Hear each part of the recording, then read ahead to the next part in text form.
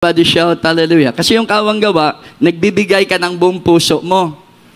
Amen po ba? Pag nagbibigay ka ng buong puso mo, hindi ka naghanap ng kapalit, yan po'y makadiyos na pag-ibig.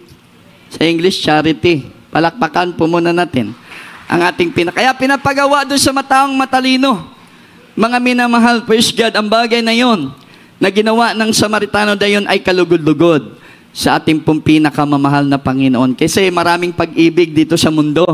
Amen? Ang ginadawat sa Ginoo nga pag-ibig sa ating pagserbisyo, yung makadiyos na pag-ibig. Everybody shout, praise the Lord. Na pag nagbibigay ka, kahit walang ibibigay ang Diyos, basta magbibigay ka. Bakit? Iniibig mo ang Diyos. Iniibig mo ang gawain ng merong halimbawa din ang mahal na Panginoon sa Biblia. Basahin po natin sa babaeng bao, mga minamahal, praise God. 12, Marcos 12, 41 hanggang 44 po. Praise the Lord. Sa aklat ng Marcos, Kabanata 12, ang talata ay 41 hanggang 44. At umupo siya sa tapat ng kabangyaman at minasdan kung paanong inihuhulog ng karamihan ang salapi sa kabangyaman. At maraming mayayaman ang naghuhulog ng marami. 42. At lumapit ang isang babaeng bao, at siya naghulog ng 2 lipta, ng halagay halos 1 beles. 43. At pinalapit niya sa kanya ang kanyang mga alagad, at sinabi sa kanila, katotohanang sinasabi ko sa inyo, ang dukhang baong babaeng ito ay naghulog ng higit kaysa lahat ng mga naghuhulog sa kabangyaman. 44. Sapagkat silang lahat ay nagsipaghulog ng kanilang labis, datapwat siya sa kanyang kasalatan ay inihulog ang buong nasa kanya, sa makatuwid bagay ang buong kanyang ikabubuhay. Amen. Palakpakan po natin ang ating pong pinakamahal na Panginoon. Everybody shout, praise the Lord. Yung babaeng bao, yan po mga minamahal, praise God, ang pinakamahirap noong tao sa kanila. Amen po ba? Dahil bakit po? Ang kanya pong trabaho, mamalimos lang sa dalan. Humihingi lang ng kanyang kakainin sa mga tao pong dadaan, mga minamahal. At kung ano lang maibigay, mga minamahal, yun lang po ang kanya pong tatanggapin. At sa araw na yun, 2 barya lang ang kanya pong natanggap. Palakpakan na itong Ginoo, mga igsoon. Everybody shout, praise the Lord. Pero ang 2 barya na yun, mga minamahal, ay napakahalaga na sa buhay ng babaeng balo. Amen po ba? Pwede niyong pagkain sa buong linggo, mga minamahal. Ngunit nung dumating, mga minamahal, sa pagsamba at bahagi po, mga minamahal, ng pagbibigay, obligasyon, mga minamahal, ng mga Kristiyano, andun ang ating mahal na Panginoon sa kanila pong harapan, nakikita ng ating pinakamahal na Panginoon ang ginagawa una ng mga mayayaman. Sako-sako yung dinadala nila. Marami. Amen po ba? Marami silang binibigay sa kabangyaman kasi mga mayayaman sila eh. Amen? Pero yung babaeng balo, mga minamahal, 2 barya lang ang inilagay niya, mga minamahal, sa kabangyaman. Anong sinabi ng ating mahal na Panginoon sa kanya pong mga alagad, kung sino po, mga minamahal, ang tunay na pinagpala sa pagbibigay, hindi yung mga mayayaman. Amen? Kasi sabi ng Biblia, sako-sako man nga, marami ang kanila pong binibigay, pero sobra lang sa kanilang tinatamasang yaman. Amen? Sinsilyo lang, mga minamahal, sa mga mayayaman, yung kanila pong nilalagay sa kabangyaman. Ngunit ang babaeng balo, mga minamahal, sabi ng ating pinakamahal na Pinoon, yung buo niyang ikabubuhay. Amen po ba? Kahit wala na siyang kakainin, pag uwi niya, mga minamahal, sa kanilang tahanan, mga minamahal, dahil binigay niya lahat, hindi po siya, mga minamahal, praise God, talagang nagreklamo. Hindi po siya nag-question. Hindi po siya namugos sa ating mahal na Pinoon, bibigay ko to, mamaya pagpalain mo ko. Hindi po siya namugos, kaya nalugod ang ating pong pinakamahal na Pinoon. Bakit? Yung kanyang ginawa, sinamahan ng makadiyos na pag-ibig. Everybody shout, praise the Lord. Palakpakan po muna natin ang ating pong pinakamahal na Panginoon. Pag ginawa mo pala yun, mga minamahal, kahit sa bahagi ng ating, lalo na po ngayon, meron pong panawagan ng pagkakaisa na suporta sa gawain ng ating pinakamamahal na Panginoon. Na ating nga po sinabi kanina, tayo po'y totoong pinagpala ng ating dakilang Diyos.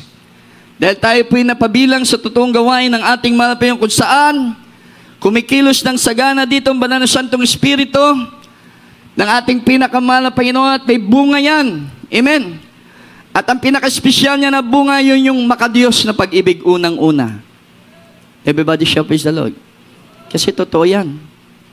Pag wala yung makadiyos na pag-ibig, hindi magiging totoo ang paglilingkod ng isang Kristiyano.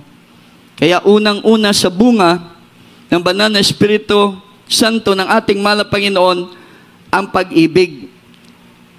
Everybody shout, praise the Lord. Everybody shout, hallelujah.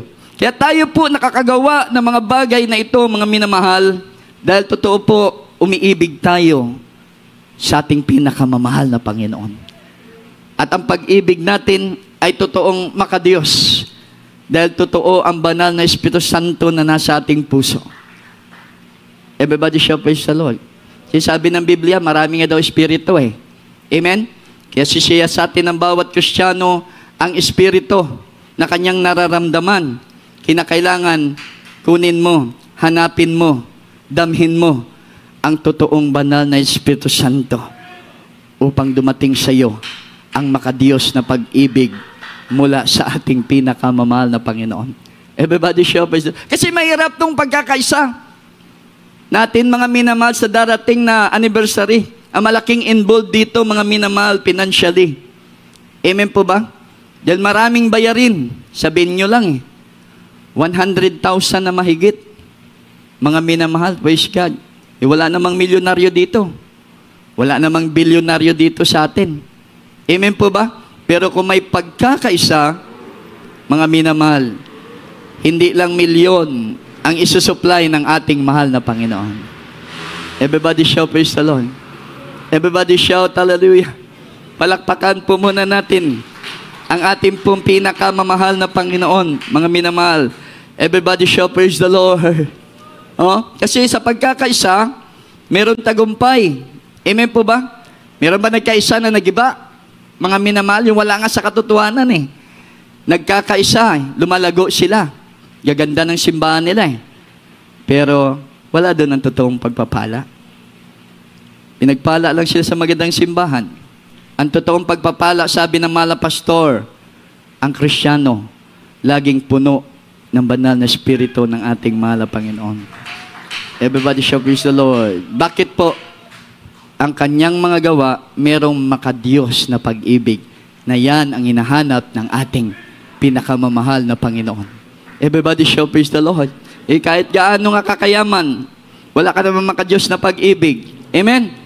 Gaano ka mang kasikat, wala ka makadiyos na pag-ibig, walang kwenta anong mang meron ka, maging ang buhay mo. May kwenta ka sa mundo, pero sa Diyos, walang pakinabang.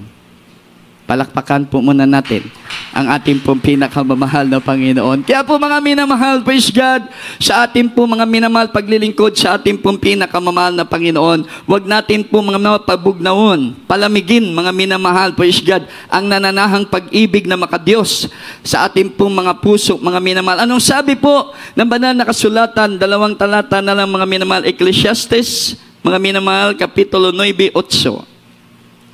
Praise the Lord. Sa aklat ng Ecclesiastes, Kabanata 9, ang talata ay 8. Maging maputi lagi ang iyong mga suot, at huwag magkulang ng ungwento ang iyong ulo. Amen. Palakpakan po natin ang ating pong pinakamamahal na Panginoon. Everybody shout, praise the Lord. Sabi po dito mga minamahal, sa Binisaya, pasugti nga ang inyong mga bisti maputi sa kanunay, ug ayaw pasagdi nga ang imong ulo makulangan og lana. Everybody shout, praise the Lord. Everybody shout, hallelujah. Ibig sabihin, pag maputi, mga minamahal, ang iyong suot, pure. Amen po ba? Pure ang color ng puti. Amen? Sa English, purity. Ang meaning ng mga minamahal. Ibig sabihin sa paglilingkod natin, walang pamumulitika. Amen? Hindi yung salita lang, kundi talagang laging may katapatan ang ating pong ginagawa sa paglilingkod sa ating pinakamalapit. At huwag makulangan ng lana. Huwag tayong makulangan ng presensya ng ating pong pinakamamahal na Panginoon. Everybody shout, praise the Lord. Everybody shout talaga. Sa huling panahon, sabi ng banal na kasulatan, ang pag-ibig ng marami ay lalamig. Amen po ba? At magkakanuluhan, magkakatrayduran ang isa't isa na magkakapatid sa huling panahon. Kaya kung laging maputi ang iyong damit, mga minamahal, talagang parehas ang iyong paglilingkod, mga minamahal, sa ating pinakamalapit. Lagi kang puno, hindi ka nakukulangan ng presensya ng malapit. Lagi kang dumadalo sa gawain ng ating dakilang Diyos. Lagi kang masigla na nagpupuri sa ating pinakamamahal na Panginoon. Lagi kang tapat na tumutulong sa pangangailangan sa gawain po ng ating pong pinakamamahal na Panginoon. Hindi mandalamig, mga minamahal, ang makadiyos na gugma sa ating pong mga puso, mga minamahal. Dahil pag nandyan yan ningas, mga minamahal, praise God, ng ating pong gawa sa harapan ng ating mahal na Panginoon, ang pag-ibig naman natin ay magniningas, mga minamahal, na yan pong hinahanap ng ating dakilang Diyos. At sa pagbabalik ng ating pinakamamahal na Panginoon, kung ano siya, ganun din po tayo. Everybody shall praise the Lord. Last verse po, basahin natin. Praise the Lord. Praise the Lord. Sa aklat ng unang Juan, Kabanata 4, ang talata ay 16 hanggang 18. At ating nakilala ang ating sinampalatayanan, ang pag-ibig ng Diyos sa atin. Ang Diyos ay pag-ibig, at ang nananahan sa pag-ibig ay nananahan sa Diyos. At ang Diyos ay nananahan sa Kanya. 17. Dito naging sakdal ang pag-ibig sa atin, upang tayo magkaroon ng pagkakatiwala sa araw ng paghukom, sapagkat kung ano siya, ay gayon din naman tayo sa sanglibutang ito. 18. Walang takot sa pag-ibig, kundi ang sakdal na pag-ibig ay nagpapalayas ng takot, sapagkat ang takot ay may kaparusahan, at ang natatakot ay hindi pa pinasasakdal sa pag-ibig. Amen. Palakpakan po natin yung banal na salita ng mahal na Panginoon. Everybody shout, praise the Lord. Everybody shout, hallelujah. Praise God. Napakahirap pag hindi pasakdal ang ating pag-ibig, mga minamahal. Totoo yan. Puno ng takot ang nasa loob ng ating puso. Pag puno ng takot, may kaparusahan. Amen po ba? Pero yung mga may totoong makadiyos na pag-ibig, wala yan takot na makikipagkaisa, suporta sa gawain ng ating pinakamamahal na Panginoon. Sa gusto ng ating pong pinakamamahal na Panginoon. Dahil mapalad tayo, tayong pinili ng ating dakilang Diyos. Tayong tinawag ng ating pinakamamahal na Panginoon. Tayo ang pinagkalooban ng ating dakilang Diyos, mga minamahal, ng totoong biyaya na hinahanap ng mga tao sa libutang ito, mga minamahal. Walang ibang biyaya na totoo, kundi sa presensya ng ating pong pinakamahal. Sa presensya ng Diyos, may kagalingan. Sa presensya ng Diyos, may proteksyon. Sa presensya ng Diyos, may kalakasan. Sa presensya ng Diyos, may kapayapaan. Sa presensya ng Diyos, may katapangan. Sa presensya ng Diyos, may buhay na walang hanggan. Pulihin ng